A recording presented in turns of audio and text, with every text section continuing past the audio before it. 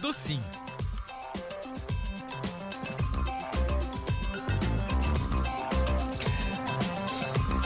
Para a loja do Sim, você conhece, você confia na Júlio 46, no centro de Canela. Muito bem. Quando as pessoas pensam em parar para fazer um planejamento, um planejamento financeiro, surgem muitas dúvidas do que é necessário fazer parte desse planejamento. Por onde começar, o que usar, o que não usar e quais os elementos que devem fazer parte do planejamento, né? E acabam por deixar de lado, na verdade, né? Acabam deixando e a gente vai empurrando com a barriga. Para falar sobre justamente o planejamento financeiro para 2024, para nos trazer dicas, nós vamos conversar com a nossa colaboradora, que é formada em administração de empresas, contabilidade, especialista em gestão pública e mestra em administração. Nossa colaboradora Juliana Alano, a Ju, que está conosco aqui nesta manhã, justamente para falar sobre planejamento financeiro, que é uma das grandes dificuldades, porque não é só, como a Ju estava me dizendo, não é só colocar as despesas e a receita ali. Tem outros elementos que são importantes para a construção do planejamento. Bom dia, Ju. Tudo bem, Ju? Bom dia, Braulio. Bom dia, ouvintes. Tudo certo? Bom, Ju, vamos falar do planejamento, como fazer, né, o planejamento financeiro e para o próximo ano, e a gente deve começar agora já, não esperar para fazer quando o ano já começou, porque daí já estamos ali enfrentando e já de começo, se não pagar antecipado IPVA, vai ter IPVA para pagar, IPTU, não é verdade? As férias, que normalmente as pessoas também tiram férias no início do ano, temos o material escolar, então, nossa, isso falando das despesas de casa, né? Aí se for para a empresa, tem todo o planejamento financeiro para o ano, Ju. Bom, começa por onde? Nós começamos realmente pensando que não dá para deixar para janeiro. Isso é certo. Por quê? Se a gente começar a organizar já no ano anterior, quando se dá o start em janeiro, já estamos a caminho do que de fato eu quero andar dentro do ano de 2024, 25, 26. Braulio, eu falei ali planejamento financeiro 2024, tá, Ju? Mas se o planejamento, ele engloba algo mais macro, né? Dentro das finanças, por que só 2024? Porque a gente precisa começar por algum lugar. Então, é a partir de 2024, se você ainda não começou a fazer uma organização financeira, se você não tem um planejamento financeiro, seja ela na vida pessoal ou na sua empresa, então o start vai começar agora. O que é importante falar de cara? Que as pessoas confundem planejamento financeiro e orçamento financeiro. Planejamento financeiro, ele é muito mais amplo do que o orçamento financeiro. O orçamento financeiro é quando eu discrimino lá as receitas e as despesas, ou seja, as entradas e as saídas. Ela é apenas uma ferramenta, assim como a gente poderia usar deveria usar milhares de outras ferramentas para organizar o planejamento financeiro. Porque o planejamento financeiro, ele tem que ser de curto, médio e longo prazo, ou seja, cobrir todo o que envolve finanças ao longo da minha vida. Então, Braulio, essa distinção é muito importante. O orçamento, ele é o primeiro passinho para mim começar a mapear lá o meu padrão de vida ou as despesas da empresa e receitas da empresa. Ele vai ser importante para todo o resto, mas ele não para por aí. Então, isso é bem importante a gente já esclarecer de início. E por que, Ju, as pessoas acham que tudo é a mesma coisa? Quer dizer, não tem diferença, né? De uma empresa para outra, ou se, né, tudo faz parte ali, como você disse, das despesas e da receita. Pela dificuldade de pensar a médio e longo prazo. Ela vai olhar ali só aquilo que de fato engloba o dia a dia. A despesa de luz, de água, a despesa com comida, que é o que vai englobar lá no orçamento financeiro. Agora, e quando eu quero construir algo? Quando eu quero fazer uma viagem mais longa? O que eu desejo para minha vida de médio e longo prazo? O que eu quero fazer daqui 5, 10, 15 anos? Eu quero estar trabalhando? Então, para fazer essa provocação para vocês que estão nos ouvindo hoje de manhã, eu vou trazer aqui 3 objetivos financeiros que deveriam ser os objetivos financeiros de todas as pessoas, Braulio. Porque se a gente começar tendo esses 3 objetivos financeiros na vida, tudo o resto está dentro desse guarda-chuva. Vamos falar em pirâmide. Então, na base da pirâmide, o que a maioria das pessoas não tem hoje, devido 60% das famílias brasileiras estarem em situação de endividamento, seria a segurança financeira. O que é esse objetivo de segurança financeira? É eu pagar as minhas contas em dia, ou seja, pago os meus boletos em dia, vivo de acordo com o meu padrão de vida, pago os boletos e ainda tenho o meu colchão financeiro. Vocês lembram o que é o colchão financeiro? É eu poder cobrir 6 meses do meu custo de vida, ou seja, numa eventualidade, Braulio, eu perdi o meu emprego, eu perdi a minha renda, aconteceu alguma coisa de caso extremo, eu tenho 6 meses para recomeçar. Então, quando a pessoa ela consegue pagar as despesas dela em dia e chegar nesses 6 meses de colchão financeiro, ela garantiu a segurança financeira dela. Legal, ela já vai ter uma qualidade de vida muito bacana aqui. Então, essa é a base da pirâmide, é o que todo mundo deveria já por si só correr atrás. Qual é o segundo passo? O segundo passo é literalmente a nossa aposentadoria, que a gente chama de independência financeira. Ou seja, eu não dependo mais nem de mim, nem de ninguém para poder viver. Não preciso mais trabalhar para poder viver. Mas para isso, eu preciso ter, no mínimo, ativos que estejam rendendo essa grana para mim poder estar aposentada, ou seja, e eu preciso esperar 60 anos para estar aposentada? Não mais. Hoje eu posso programar minha aposentadoria para quantos anos eu quiser, desde que eu construa isso. Ou seja, então, a independência financeira é eu estar com meus ativos, ou seja, tudo que bota dinheiro no meu bolso, rendendo para mim o suficiente para cobrir o meu custo de vida. Não preciso mais trabalhar. Ju, qual é o topo da pirâmide? Onde é que as pessoas querem chegar? Qual é o objetivo macro? É na liberdade financeira. O que é a liberdade financeira? É quando eu não preciso mais trabalhar, meus boletos estão pagos em dia, eu tenho meu colchão financeiro. Porém, aqui, Braulio, o meu dinheiro rende 30% a mais do que eu gasto no meu padrão de vida. Por quê? Porque pode ser que eu esteja lá na independência financeira, não estou trabalhando, tá tudo certo, só que de alguma forma eu aumento meu padrão de vida, vou ter que voltar a trabalhar.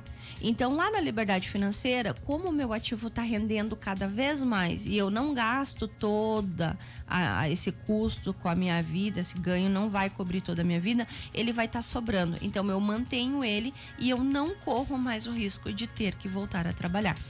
Então, na vida pessoal, basicamente é isso. Todo mundo deveria construir a sua vida financeira baseado nesses 3 objetivos, que é o que a gente faz inconsciente, porque todo mundo quer se aposentar, todo mundo um dia quer parar de trabalhar e poder viver bem, né? Trabalha por um certo período para depois poder aproveitar. Então, a ideia seria que a pessoa construísse a segurança financeira dela ao longo do caminho, chegasse na independência, ou seja, a aposentadoria dela, e depois na liberdade, onde ela vai ter de fato a segurança de que ela pode viver a vida que ela sempre planejou. Sim. É fácil de chegar? Não. Por que as pessoas não chegam? Porque isso é uma fórmula matemática e elas não sabem como calcular. Então as pessoas desistem no meio do caminho, Braulio. Muitas vezes as pessoas me dizem assim: Ju, eu não vou fazer planejamento. Sabe por quê? Porque sempre dá errado quando eu planejo. Pode dar errado? Pode. Vai acontecer? Vai.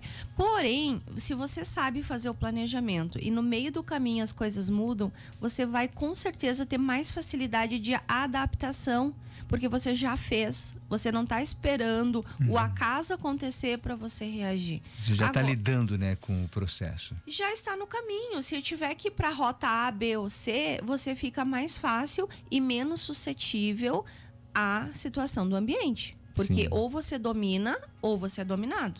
Não tem um outro caminho para fazer. A mesma coisa que você sair de carro sem planejamento, sem traçar a tua rota e se perder no meio do caminho, né? Você não vai saber para onde ir, mas se você já traçou, você tem muitas alternativas, né, para chegar ao destino. Olha só, Ju, o planejamento, então, é o que vamos fazer com o dinheiro ao longo da nossa vida, né? Para a gente organizar as ideias, para pôr em prática aquilo que a gente gostaria de realizar ao longo da nossa vida, através desse planejamento, né? E obviamente que precisa ter um orçamento. Exato. Aí entra a ferramenta orçamento financeiro que a gente falou lá no início, que é onde eu vou fazer o levantamento do meu padrão de vida. Esse é básico, Braulio. Todo mundo precisa começar de algum lugar. Então, se você for começar a organizar o seu planejamento financeiro, o primeiro passo é papel e caneta na mão, anotando todas as minhas receitas, tudo que entra, e lembrando que a gente tem a receita principal, que é aquela que advém do meu trabalho, a receita extra, que muitas vezes eu ganho algo que eu faço a mais, e a receita passiva, que é aquela que eu ganho do meu dinheiro já rendendo para mim, que é importante ter também. Então são os 3 tipos de receita lá discriminadinho. Não tenho todas elas, tudo bem, bota que tem. E as despesas. E aí nas despesas a gente vai classificar lá no plano de contas, né? O que vai para habitação, o que vai para moradia, o que vai para alimentação, o que vai para transporte. Isso falando de orçamento familiar. Agora lá na empresa, Braulio, como é que a gente faz? Da mesma forma, funciona exatamente igual. Eu vou discriminar todas as despesas mensais que eu tenho, vou fazer a previsão lá e saber quanto eu preciso no mês para cobrir as minhas contas. Abrir a porta no primeiro dia do mês, quanto eu preciso para fazer com que as coisas andem durante o mês. E aí lá na empresa, Braulio, quando eu falo de planejamento, eu quero também chamar a atenção do empresariado que a gente tem algumas coisas que a gente não olha para o planejamento. A gente fica baseado só no orçamento para ver se cobre ou não cobre, coloca algumas coisas bem básicas ali para algum tipo de prejuízo ao longo do ano, porém a gente não prevê crescimento, expansão, né, da empresa. Eu quero abrir mais filiais, eu quero abrir numa outra cidade. A gente não fala de lançamentos de novos produtos e serviços, né? A gente coloca isso no meio do caminho. Surgiu a oportunidade de fazer uma linha nova para dentro do meu produto. Legal, mas onde é que está o planejamento para que isso possa acontecer? Onde é que está o orçamento financeiro te dando base e a organização de como, quando, quem, onde, como é que isso vai funcionar? Também a gente muitas vezes não pensa numa fusão. Eu abro um negócio para fazer esse dinheiro render para mim e eu vou tocar esse negócio pro resto da vida? Ou eu posso abrir um negócio para franquear? Ou eu posso abrir um negócio, criar um negócio do zero e vender esse negócio para ganhar um ágio? O que eu tenho de objetivos dentro da minha empresa que eu não estou olhando para isso de médio e longo prazo e estou deixando a situação acontecer? Acaba que muitas empresas, elas crescem de forma, vamos dizer assim, não é na sorte, mas elas crescem desordenadas, conseguem chegar num patamar e daqui a pouco ela não consegue mais segurar as rédeas da empresa. Ela começa a perder o controle e muitas empresas grandes acabam quebrando. Porque ela cresce desordenada. Porque o empresário não pensa de forma macro, ele não tem um pensamento além daquilo que ele está acostumado a lidar, né? Ele não está pensando no futuro e de ampliar, né, o seu negócio. E isso é super normal, né, Braulio? Porque quem é empresário sabe que está lidando também, muitas vezes, diretamente com a operação. Então, o empresário, ele além de ter que pensar nesse macro, nesse planejamento todo, ele muitas vezes arremanga a manga, e a gente sabe da dificuldade de mão de obra, então ele tem que estar muito próximo do negócio dele, ele vai lá e bota a mão na massa mesmo. Então, essa distinção, ela é ruim quando ele para ficar só na mão de obra, quando ele não olha para a parte estratégica do negócio, para o planejamento, e ele fica só na operação. E isso faz com que entre uma venda nos olhos dele e ele só fique focado em resolver problemas imediatos, que de fato é o que acontece no normal. Todos os dias tu vai lidar com problemas comuns em todas as empresas. Então, estar atento, olhar com uma visão de médio e longo prazo para o negócio faz com que você caminhe e seja mais assertivo nessa caminhada. Agora, começa-se pelo orçamento financeiro, com ferramentas. A gente pode aqui citar, por exemplo, 5W2H, que a gente já trouxe aqui na rádio. A gente já falou aqui de metas SMART. A gente já falou de SWOT, né? Saber quais as minhas forças, as minhas fraquezas, as minhas ameaças. E poder saber como é que é as minhas coisas pessoais em casa, lembrando sempre que tudo que eu faço em casa eu estendo para o meu negócio e tudo que eu faço no meu negócio eu também faço em casa. Então, organizar a vida pessoal lá na sua caixinha, tudo direitinho, e a vida empresarial do outro lado com as suas coisas. Porque no momento em que você não tem essa clareza, né, que o grande problema é não ter a clareza disso tudo, você mistura tudo, você não planeja, você não sabe por onde começar. Então, o primeiro passo é botar no papel os números, separar a vida pessoal da vida profissional e começar a organizar de uma forma mais macro. Então, começa 2024 já organizado, termina novembro e dezembro já colocando no papel, vendo como foi as médias do ano, validando isso, porque muitas vezes, Braulio, as pessoas têm dificuldade também, vou fazer o orçamento familiar. E aí ela coloca lá e diz assim, Ju, eu não sei quanto eu gasto de mercado, como é que eu faço? Você vai ter que validar. Pelo menos uns 2, 3 meses você vai ter que ficar olhando para esses números e vendo qual é a média que você gasta para ter dentro de uma normalidade quanto que você gasta no mês. E aí, depois sim, você vai ter mais certeza de colocar esses números no papel. E a partir desses números, todo o restante vai ser construído. Vamos chegar lá naquela pirâmide que eu falei, que vai passar pela segurança, independente e liberdade financeira, que é o que todo mundo quer. Aí nós temos números para poder fazer cálculos. Ok, obrigado. Mais alguma informação, Ju? Era isso? Era isso, fazer com que o pessoal aí dê uma pensada legal sobre seu planejamento financeiro, esse pontapé inicial. Se colocar também à disposição, né, Braulio? Porque às vezes a gente fala, as pessoas têm dificuldade mesmo de fazer isso. Então, se não consegue fazer sozinho, é melhor investir, né, parar um tempo, chama um profissional, chama a Ju, tem vários profissionais no mercado muito bons que vão poder te orientar e seguir aí um 2024 mais próspero, né, com menos surpresas, vamos dizer assim. Com menos surpresa. Obrigado, Ju, para você, grande abraço, tudo de bom. Juliana Lano conosco aqui, um abraço, Ju. Obrigada.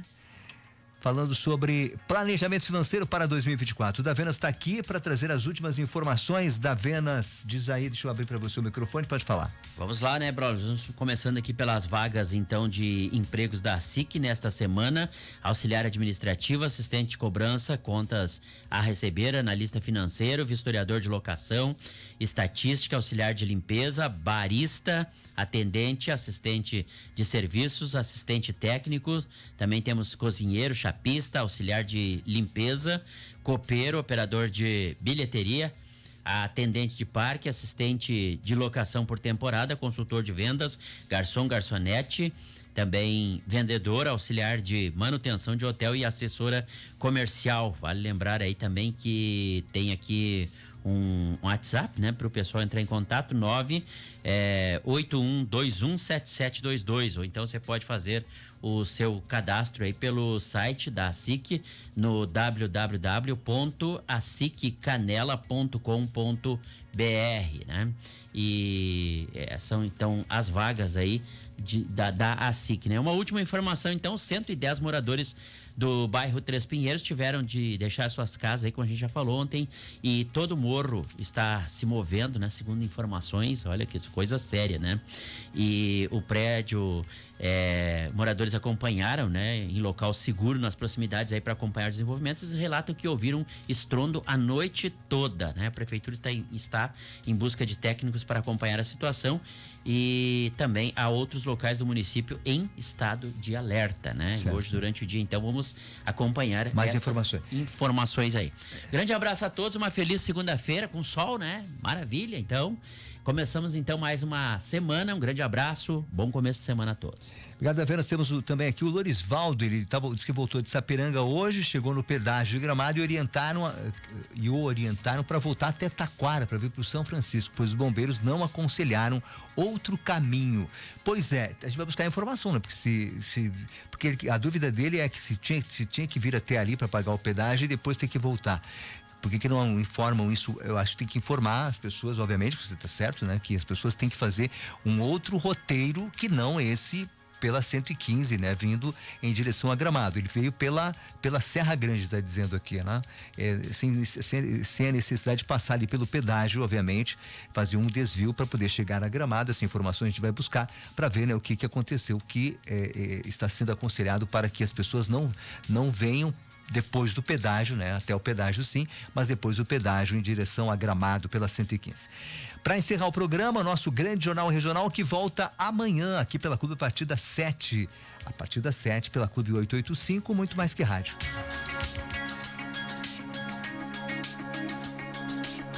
O grande jornal regional. Oferecimento Deporte Contabilidade, UX, Broker Turismo, Rissul, Cicobi Maxi Crédito, Círculo Saúde, Espaço Limpo, Censo Properties, Farmácia Líder, Lojas Docim, Lojas Taqui, Arcol, Artefatos de Concreto.